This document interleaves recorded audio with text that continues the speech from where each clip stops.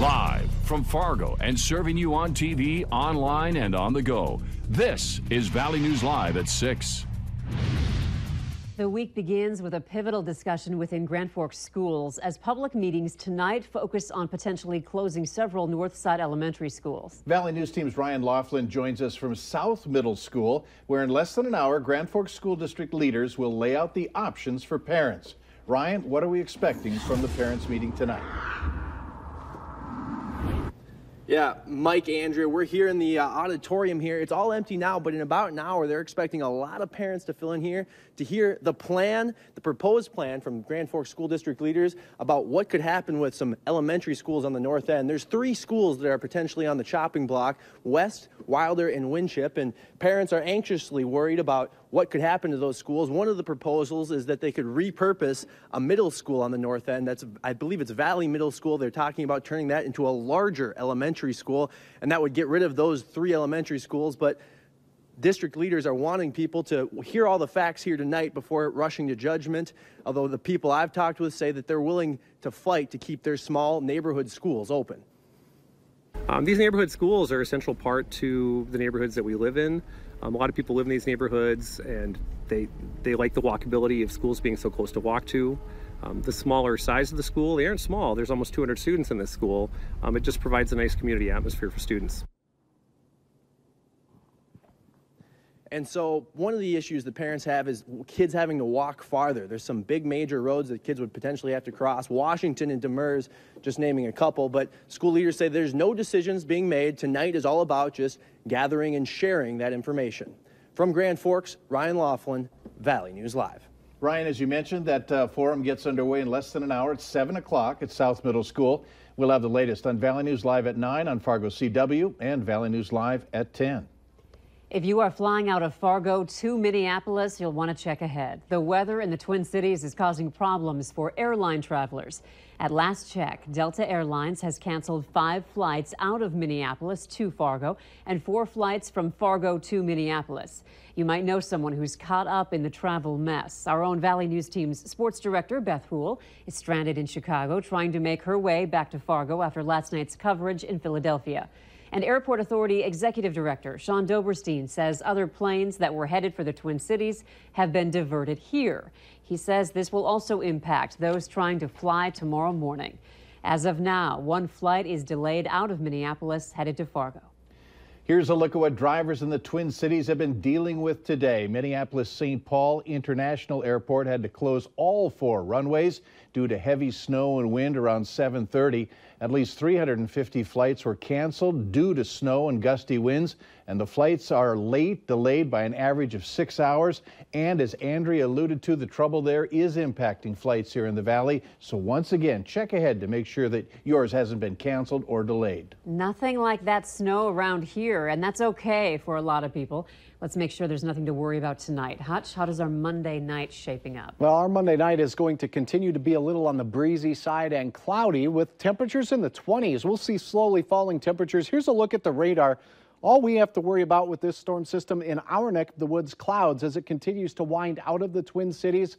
The aerial coverage and intensity of this storm diminishing, but the snow continues there even into the late evening hours. We'll see temperatures slip into the teens by this evening with a gradual decrease in winds, and that means we'll still have some slippery spots on area roads. Likewise, mid-teens likely for the Grand Forks area this evening. I'll have details on how warm we get and our next chance of snow here in the next few minutes. Okay, thanks, Hutch. You bet. 2 men are in custody after a large drug bust in North Dakota's Stutsman County Sunday morning. The men were heading east on I-94 when they were stopped for a traffic violation. A search of the vehicle turned up 476 pounds of marijuana.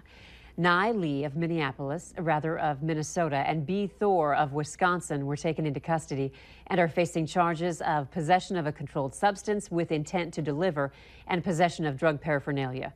Both are currently being held in the Stutsman County Correctional Center. Police say an underage drinker had a blood alcohol content 3 times the legal limit when she hit a police vehicle in Fargo. The 20-year-old driver damaged the back of the police car. No one was hurt in the crash Friday night. The woman was arrested on multiple charges, including driving under the influence and underage drinking. A West Fargo woman accused of driving drunk when she plowed into a stopped police car has changed her plea to guilty. Ashley Anderson was charged with reckless endangerment and DUI. The incident happened in mid-July near the West Fargo Fairgrounds. A West Fargo police officer was making a traffic stop when his squad car was hit by a car driven by Anderson. The officer went to the hospital with injuries that were not life-threatening. Police recorded Anderson's blood alcohol content at twice the legal driving limit. She was fined, put on probation, and needs to complete a number of alcohol-related programs, but the judge deferred sentencing for a year and a half when she completes probation. A Minnesota man is facing multiple charges after trying to run from police in Fargo after a traffic stop turned up a runaway girl. 28-year-old Jason Lample is in the Cass County Jail. Authorities say that they stopped a female driver last night who was driving with her headlights out. That's when Lample took off running but was later caught and arrested. The teenage girl who was driving has been reunited with her family in Hubbard County, Minnesota. New information tonight about a fire in Grand Forks today. A firefighter is recovering after being hurt, battling the flames at an apartment on the city's south side. Fire crews were called out around 1 p.m. to the apartments and got the flames under control after about 10 minutes, but say it took about an hour to completely knock it down. The firefighter has been released from the hospital after being treated for what officials call minor injuries. Fire officials say the cause is still under investigation.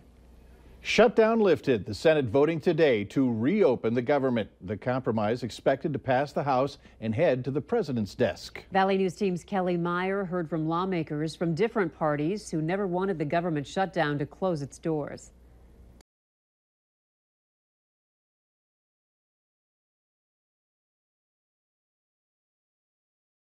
Illegal immigrants who entered the country as kids. West Virginia Senator Joe Manchin wasn't one of those Democrats. The CHIPS program for our children, the pension programs. I have my minors pension people that by 2022, an average minors pension of $586, and mostly of them widows, will be lost if we don't do something. Manchin voted to keep the government open, hoping to include funding for minors' pensions in the future talks. The deal reached Monday does include funding for CHIP, the Children's Health Insurance Program. As for addressing immigration in the plan, funding the government and providing our health care for our children are one issue. The other issue of immigration has nothing to do with the subject. Immigration and Dreamers were left out, with a promise to vote on reform in the coming weeks. Republican West Virginia Congressman David McKinley says he's happy to have that discussion, but the priority is getting the government up and running. You don't shut government down over a separate issue. In Washington, I'm Kelly Meyer, Valley News Live. We also spoke with U.S. North Dakota Senator John Hoeven about his reaction to the end of the shutdown. Democrats filibustered the funding because they wanted DACA, but they weren't willing to address border security. And that negotiation's going on. No reason to be shutting down government. They obviously realized it over the weekend, and the good news is they stopped their filibuster today. February 8th, Congress will vote again on another funding fix. When asked if lawmakers can guarantee they will not face this same situation again in another 3 weeks, one U.S. senator said there are no guarantees.